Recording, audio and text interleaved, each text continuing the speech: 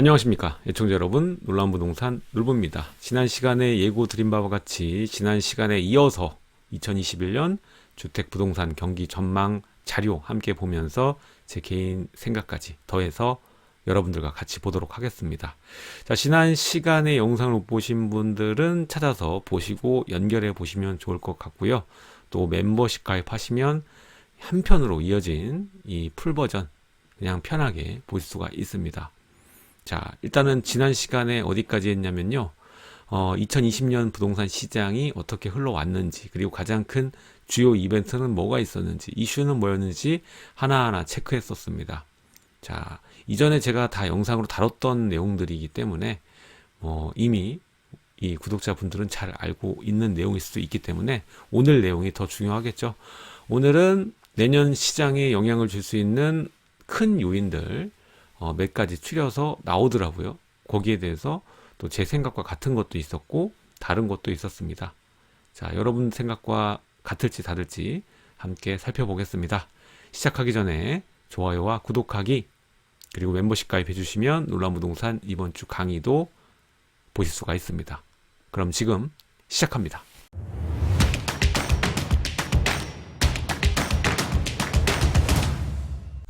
자, 해당 자료를 보면요. 이제 경기 전망의 주요 변수가 나옵니다. 코로나19로 인해서 경기가 하강하고, 어차피 지금 2021년 예상하는 경제 성장률을 하향 조정했잖아요. 일단 이거는 뭐 피할 수 없는 사실인 것 같고, 이 전세 같은 경우 임대입법, 이 계약갱신 청구권이 시행됐기 때문에 전세 매물이 줄어든 것도 여기에 또 현황으로 포함이 됐습니다. 그리고 지금 정부에서는 또 야심차게 준비했던 것이 바로 이제 임대사업자 말소잖아요. 자동 말소. 이 자동 말소가 계속적으로 이제 이루어지고 피크가 또 올해 내년인데 이 자동 말소가 일시에 풀리면서 이게 매도 물량으로 나와야 되는데 과연 그럴 것이냐. 예, 그런 부분에 있어서 아파트는 그러기에는 너무 제한적이다라고 제 영상에 이미 말씀을 한번 드린 적이 있습니다. 자, 그래서 2021년 주택 부동산 시장은 어떻게 갈 것이냐. 해당 자료에서는요, 임대 입법, 수요 유지, 거래 불가, 이 세 가지 이유로 인해서 매매가는 하락하고 전세가는 상승한다. 이렇게 표현을 하고 있습니다. 자, 선의의 정책, 그러니까 현재 세입자에게는 이 정책이 선의의 정책이고, 이제 신규 세입자의 경우에는 이게 좋은 정책은 아니죠. 왜냐면 임대가가 올라가니까 신규 세입자, 신규로 이게 임차가 들어가면은 임대가가 지금 폭등 중이니까 힘들죠. 예. 그러니까 이제 상충되는 부분이다. 그리고 매매의 경우에는 매매 시장의 분화. 이거는 제 영상에서 항상 얘기했기 때문에 즉시 입주 가능한 물건과 이제 임대가 껴진 물건, 이 가격 차이가 커질 것이다라고 얘기를 드렸었죠. 이 부분을 여기에서도 이 자료에서도 다루고 있습니다. 자, 근데 저는 여기서 매매 하락이 아니라 매매 상승으로 보고 있어요. 내년에도 전세 상승이 내년이 정말 가파르게 일어날 거라고 좀 보고 있기 때문에 일단은 뭐 방송에서 다른 방송에서 이 장관님이나 하는 말씀이 보면은 이런 이론들을 많이 펴요. 수요자가 일정한데 어차피 갱신하는 사람은 그대로 눌러 사니까 수요는 똑같지 않느냐라고 얘기를 하는데 절대 그렇지가 않습니다. 이사를 해야 되는 사람들, 지역을 옮겨야 되는 사람들이 있고, 그보다 더 중요한 것은 우수 입지에 계속적으로 몰려드는 이 수요자들, 그리고 그 수요자들에게 쥐어지는 돈이 다르다는 겁니다. 1년에 얻는 수익이 다 다르죠. 그러면서 서로 경쟁하고 가격은 올라갈 수밖에 없고, 거기서 밀린 또 돈을 많이 지고 계신 분들은 다음 차급지에 있는 물량의 가격을 올립니다. 제일 중요한 건 여분의 주택이 있어야 돼요. 여분의 임대차 물량이 있어야 되는데 지금 꽉 들어맞게 움직이다 보니까 서울의 중요 지역에 남들이 다 살고 싶어하는 지역에 이 공실 물량이 있습니까? 여유분의 물량이 있습니까? 빈집이 없잖아요. 빈집이. 우리 세입자들이 보러 갈 때 무조건 가면은 세입자가 살고 있는 집을 가서 보지 빈집 상태로 보는 경우는 거의 없잖아요. 그렇죠? 그러다 보니까 가격은 올라갈 수밖에 없는 상황이라는 겁니다. 예. 그럼 임대 급등에 어떻게 매매가가 하락할까? 전 그 생각이 듭니다. 왜냐하면 이렇게 전세가 상승하면 수요자들은 피로감을 느낄 수밖에 없고 해당 자본으로 매수할 수 있는 주택에 눈길을 돌릴 수밖에 없거든요. 그렇게 되면 결국 거래는 돌아가게 되는 것이고 이 매매가도 따라서 이 어차피 지금 상황에서는 규제 때문에 이 투자 수요들, 투자 자본들이 시장에 진입하기는 굉장히 어렵단 말이에요. 그래서 실수요 장세로 이미 19년, 20년을 우리가 지나왔는데 이게 실수요 장세라고 해서 이 상승률이 작지가 않아요. 왜냐하면 2019년보다 2020년의 상승률이 더 높았기 때문에 무시할 수 없다라는 겁니다. 그래서 폭등은 아니지만 그래도 하락은 아니다. 예, 일정 부분 또 상승의 여지가 남아 있고 또 경기는 하강했지만 아직 이 자본이 줄어드는 국면을 예상하기보다는 화폐량이 풀리고 또 유동성이 시장에 진입하는 것을 함께 고려해야 된다. 이 생각을 전 하고 있습니다. 예, 경기가 하강한다 해서 시중에 돈이 없어지는 게 아니거든요. 다만 제가 말씀드리고 싶은 유의사항이 있는데 일단은 전세가가 지금 급등하는 요인 중 하나가 임대 입법이잖아요. 그러니까 이 정책으로 인해서 공급에 대한 괴리가 발생한 거거든요. 이건 물리적이기보다는 이 정책에 대한 이 실패로 발현되는 부작용입니다. 따라서 이게 전세가가 지금은 급등하지만 차후에 어떠한 요인으로 인해서 다시 전세가가 급락할 수도 있다는 겁니다. 항상 우리가 주식을 하면서 투자를 하면서 느낄 수 있는 것은 급등이 있으면 급락이 오는 것이다. 상승이 있으면 하락이 온다. 이런 점은 반드시 명심하고 시장에 진입을 하셔야 되는데, 자, 일단은 지금 상황에서 매매가는 크게 오르지 않는데 전세가가 급등한다고 해서 여러분들이 그냥 투자로서 내가 실제 거주하는 게 아니고 또 여유도 없는 상황에서 다리를 쭉 찢어가지고 이 갭 투자를 해놨다. 갭 진입을 해놨다. 그랬을 때 전세가가 소폭이라도 떨어지는 날에는 여러분들이 감당해야 되는 이 자본이 커지기 때문에 거기서 위험성이 발생할 수 있습니다. 그래서 이 부분 하나는 명심하셔야 된다라고 생각이 됩니다. 하지만 당장 그런 일이 발생하기는 어렵다. 일단은 금리나 그리고 경제 상황이 안 좋기 때문에 이 금리 상황이 상방으로 말아 올려져 가는 상황은 나오기가 어렵다고 보여지고요. 다만 여기서 이제 미국 얘기도 나오지만 실질 금리는 소폭 상승했기 때문에 이 다음 상황이 중요한 것 같아요. 이제 바이든이 집권을 하게 되면 이 금리 상승이 됩니다. 뭐 이렇게 얘기하시는 분도 많은데 일단 두고 봐야겠죠. 벌써 이게 좀 신기한 게 바이든 당선하자마자 화이자, 예, 코로나 잡을 수 있는 백신 관련된 이야기가 나오고 또 관련주가 급등하고 또 유가도 치솟고 뭐 이런 상황이었기 때문에 무슨 각본처럼 느껴졌습니다. 예, 아무튼 간에 내년에 또 이런 금리 하락세가 멈출 것인지 여기에도 관심을 여러분들이 집중해서 보셔야겠죠. 하지만 여기도 21년 금리 상승 여지는 적다.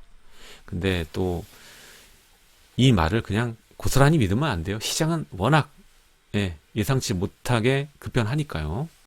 지금 가장 우리가 주목해야 될 부분은 전세 시장이 아닌가 싶습니다. 2021년 부동산 시장의 모멘텀은 이 전세 시장의 상황입니다. 자, 2019년 하반기 이후 전 지역이 지금 전세가가 상승세가 이어지고 있는 상황이고요. 지금 서울 같은 경우 72주 연속 상승세를 보이고 있죠. 자, 2020년 들어서 6.5% 상승해서 4년만 최대 상승폭을 기록 중이다. 2015년도에 엄청나게 높았죠. 그쵸? 이때 다 기억하고 계실 겁니다. 근데 그 이후에 또 최대폭으로 상승을 했다. 중요한 것은 뭐냐면 이 임대 입법이 아니더라도 전세가가 안정될 수 있는 상황은 아니었습니다. 이미 올라갈 수밖에 없는 상황이었는데 기름을 부었다. 이 정도로 표현을 하고 싶습니다. 이미 이전에 이 임대사업자에 대한 혜택 폐지 그리고 또 실거주 요건 강화 뭐 이런 등등의 일련의 정책으로 인해서 이미 전세 물량이 제어되기 시작했거든요. 그러다 보니까 뭐 굳이 임대입법 아니더라도 지금은 전세는 올라갈 수밖에 없는 상황이었다. 예. 그리고 내년에 어떤 영향을 미칠지 우리가 중점적으로 시장을 봐야 된다. 결국에는 임대 입법 때문에 전세가 상승률이 매매가 상승률을 역전해 버리죠. 특히 올해를 살펴보면은 이 서울 그리고 이 3기 신도시 인근 지역 여기에 수요가 집중됩니다. 이것도 영상에서 많이 다뤄드렸죠. 특히 하남 엄청나게 올랐었습니다. 자, 서울은 매매 가격이 그동안 워낙 많이 올랐기 때문에 돈이 부족한 수요들이 매매 시장 참여가 불가하고 또 매물도 가뜩이나 규제로 잠겨 있기 때문에 전세로 돌아선 수요도 많았고요. 그러다 보니까 전세 상승세가 가팔랐고 여기에 뭐 임대 입법 그리고 정책적인 요인 이런 것들이 다 혼합이 돼 있는 거죠. 그리고 우리가 주요하게 봐야 되는 부분이 바로 이제 3기 신도시 사전청약 관련돼서 이슈가 있다 보니까 이미 이제 해당 지역들로 이주를 시작한 수요자들이 본격적으로 늘어났습니다. 근데 이 이주 수요는 지금이 끝이 아니라 2021년 이때를 또 보셔야 돼요. 이제 사전청약 기점으로. 왜냐하면 사전청약은 그 청약 당시에만 해당 지역에 살면 되고 이 거주 기간은 나중에 채워도 되니까 본청약 전까지만 채우면 되니까 그냥 그때 당시에만 넘어가도 돼요. 그래서 이 그 시즌이 계속 또 이어질 수 있다라는 것을 또 내포하고 있습니다. 특히 얘기를 많이 하는 게 이제 신규 입주 물량 얘기를 많이 합니다. 왜냐? 신축 아파트가 전세 공급의 거의 뭐 주요 원천이니까. 예, 여기도 이렇게 나오죠. 신축 주택에서도 전세 물량 공급이 어려울 듯. 자, 신축 아파트 일단 준공이 줄죠. 게다가 이 분양가 상한제 적용 단지에는 이제 실 거주 기간까지 전매 기간 플러스 실 거주 기간까지 또 개정이 되다 보니까 앞으로도 신축 주택 공급이 전세 물량으로 풀리기 어려운 환경이 만들어진 겁니다. 그래서 앞으로 이 전세가 줄어들고 월세가 많아져서 전세 시장이 아닌 월세 시장으로 바뀔 거냐라는 코멘트에 대해서는 여기서도 나오고 있지만 그래도 여전히 전세는 강세로 갈 거고 일단 수요자들이 전세를 좋아하는 이유는 실제로 내가 지출하는 금액, 지출하는 금액이 적기 때문에 좋아하죠. 근데 이제 월세로 하게 되면 지출이 좀 커지다 보니까 이게 당장 뭐 내년, 내후년 월세로 바뀌지 않는다라는 겁니다.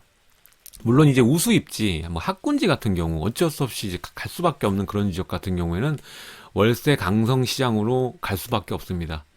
예, 전세 물량이 풀리기도 어렵고 게다가 여기에 부채질이라는 게 이제 보유세가 올라가기 때문에 어떻게 해서든 이 주택을 가지고 계신 분 중에서 뭐 은퇴자나 소득이 작으신 분들 같은 경우에는 일정 부분을 월세로 돌리실 수밖에 없습니다. 예, 반전세라고 하죠. 예, 그렇게 되면서 이제 온전한 전세가 없는 지역들이 특히 이제 우수 지역에서 늘어나게 될 것이고 그러면 이전의 전세와 월세를 비교했을 때 그 지출량보다 반전세와 월세 지출 비율을 보면은 그렇게 큰 차이라고 인지를 안 할 수 있기 때문에 이제 오히려 월세를 찾게 되는 수요도 보증금이 좀 적어지지 않습니까? 그러다 보니까 좀 더 내지 뭐 이렇게 좀 월세로 전환되는 물량도 또 늘어날 것이다. 마침 또 저금리 경기 상황도 안 좋다 보니까 이제 예전에도 보면은 이 금융위기 이후에 인기가 많았던 게 이제 월세를 받을 수 있는 그런 물건들이었습니다. 예전에는 뭐 건물을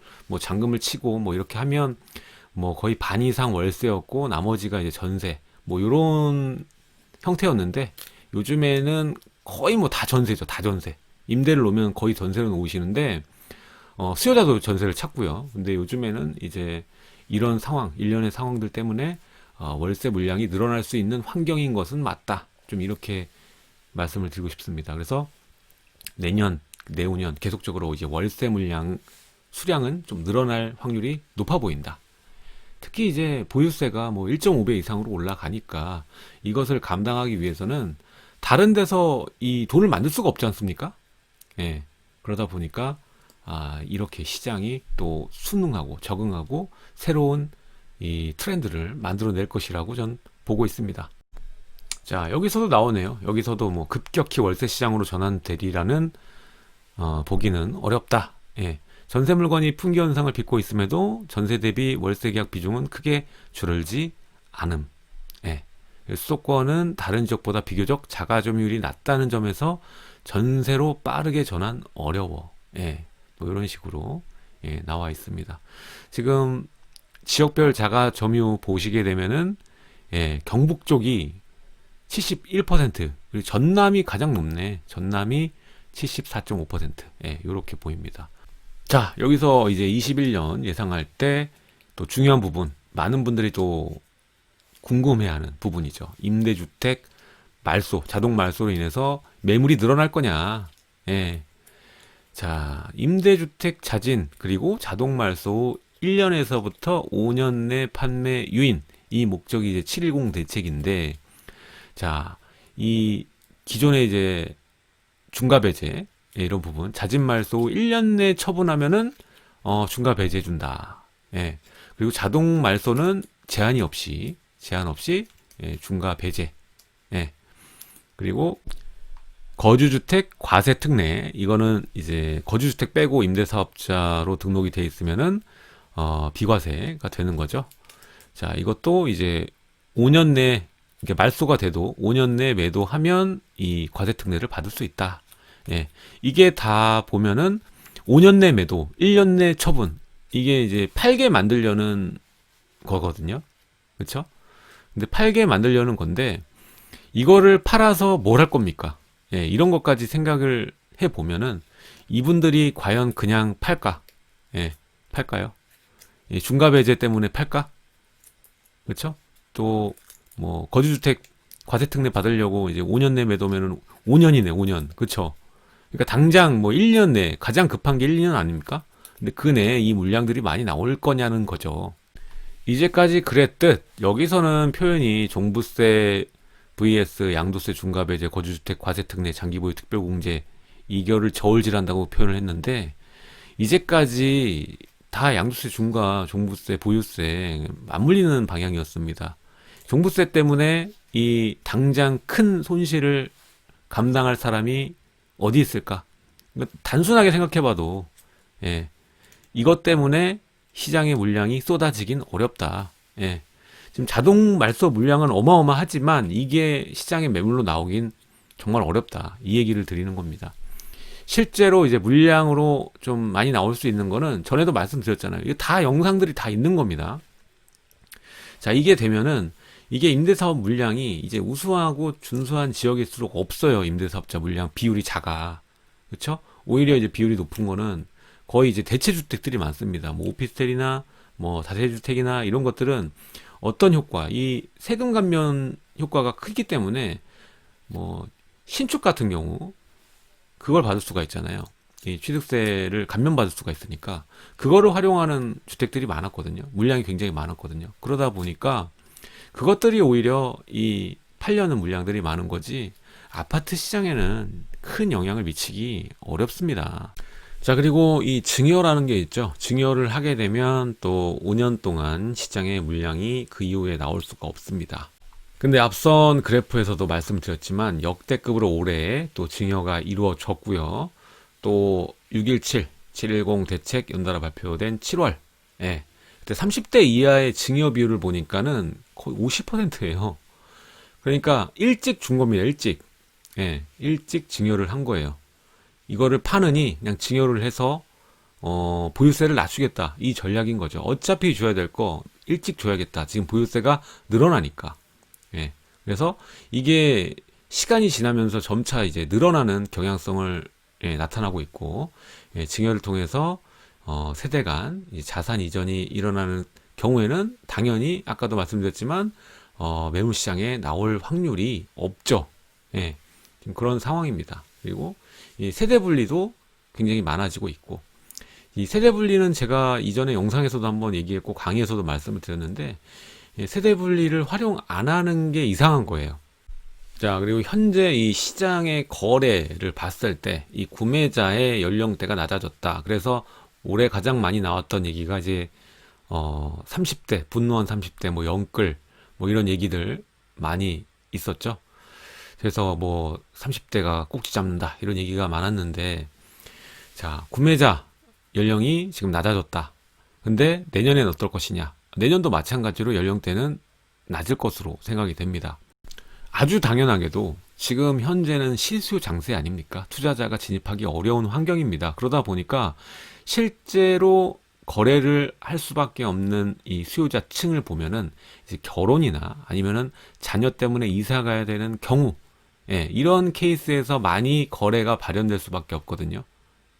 그러다 보니까 당연히 이제 젊은 층이 들어오는 거고, 또 이제 무주택자가 시장에 진입할 때는 워낙 이 저항점이 없기 때문에 20대들도 최근 들어서는 계속적으로 이 주택 시장에 진입이 되고 있습니다. 예. 근데 이들이 들어오는 자금이 뭐 실제로 이분들이 돈이 정말 많은 분도 계시겠지만 뭐 신용대출이나 뭐 마이너스 통장 뭐 이런 것들을 활용해 가지고 시장에 요즘에는 진입하시는 분이 상당수가 보입니다. 실제로 상담을 할 때도 그런 그 진짜 연끌을 하시고 계십니다. 그래서 마이너스 통장, 신용대출, 뭐 주택담보대출 뭐 이런 것들 다, 예, 활용해 가지고 뭐 진입하는 수요자들이 많다. 자, 그래서 결론을 보면은요, 이제 해당 자료, 예, 결론을 한번 보겠습니다. 결론은 이 인허가와 분양 물량을 전망하는데, 이 매매는 0.5% 하락, 전세는 5% 상승을 전망하고 있습니다. 사실 매매가 0.5% 하락할지는 모르겠습니다. 저는 이제 반대로 생각하는데, 일단 매매는 임차인 점유 여부에 따라서 일부에서는 이 고가를 갱신하고, 다른 일부 매물은 매매자 찾기 어려워서 하락한다. 예. 그러니까 여기서 좀 중요한 부분이 있을 것 같아요. 그러니까 이제 임차인이 없다, 점유를 하고 있지 않은 그 실제 거주할 수 있는 수요가 들어올 수 있는 집이다. 예, 제값을 받을 수 있는 집이다. 그러면은 이게 고가를 갱신할 수 있고, 그런 다른 임대자가 껴있는 매물은 매매자를 찾기 어려워서 하락할 것 같다라는 내용인데, 실제적으로 생각하면은 물량 자체가 적기 때문에, 수요 대비해서 물량 자체가 적기 때문에 사실 이 임차인이 점유하지 않고 있는 실제로 바로 거주가 가능한 물건 같은 경우에는 더 높은 가격대를 형성하게 되는 것이고, 결국 물건은 없기 때문에 이게 하나의 문화를 형성할 거예요. 임대가 갱신 청구권을 쓰기 6개월 이전에 소유권을 마칠 수 있는 그나마 적은 기간의 물량이, 가격이 제값인 시장이 되고, 이 오히려 실거주가 가능한 물건은 비싼 물건이 되는 거고, 이런 식으로 되는 거지, 이 다른 물건이 싸진다는 것은 사실 저는 납득하기 어렵습니다. 일단 지금 전세가가 급등하고 있는 사이에 충분히 이 적어진 자본으로 인해서 하나의 기회 파장이 만들어지는 거고, 그때를 놓칠 만큼 수요자들이 멍청하지 않아요. 그래서 사실 6개월이면 짧은 기간이잖아요. 그러니까 6개월 이전에 소유권을 마치고 전세를 끼워두고 매수를 했다가 거주로 바꾸는 수요자가 분명히 많아질 거예요. 하나 이제 적응이 되는 것이죠. 그렇기 때문에 여기에는 동의할 수가 없습니다. 자, 즉시 입주 가능 물건 적어서 매수세가 둔화되고 이 0.5% 주택 가격이 하락한다. 예. 근데 그러기가 전 어렵다고 보는 것이고, 이렇게 될 수도 있겠죠. 자, 즉시 입주 가능한 물건에 대해서는 수요가 몰리면서 소량 매물 강세가 부각되겠지만 그 물건 빼고는 다 떨어질 거다. 그러면서 이제 보합 내지는 약보합세를 만들 것이다 라고 얘기를 하는 것이고요. 예, 전세 가격은 수요가 꾸준한 가운데 이 매물 잠김이 뚜렷해지면서 상승폭은 키워나갈 때, 그러니까 전세가는 앞선 사례와 다르게 계속적으로 올라갈 거다. 여기는 전 동의를 하고 있습니다. 자, 임대차 3법은 임차인의 권익 보호를 위해서 제정이 되었지만 제도 초기에는 당연히 매물 잠김을 피하기는 어렵다. 예, 이렇게 얘기를 하고 있는 것이고, 또 고정 수요도 있는데, 해당 지역에 고정 수요가 있는데 3기 신도시 사전 청약 수요가 들어오게 되면은 해당 지역 임차 시장은 당연히 어지러지겠죠. 수요가 폭증하니까. 그렇게 되면은 여기는 제가 했던 내용과 똑같습니다. 이전에 영상에서 만들었던 내용과 똑같은데, 20년보다 2021년이 더 무서울 거라고 얘기를 했었죠. 뭐 특히 하남 같은 지역, 예, 과천 같은 지역, 예, 무서울 수밖에 없습니다. 올해보다 상승폭은 더 커질 것이다. 예, 이렇게 예상하고 있습니다.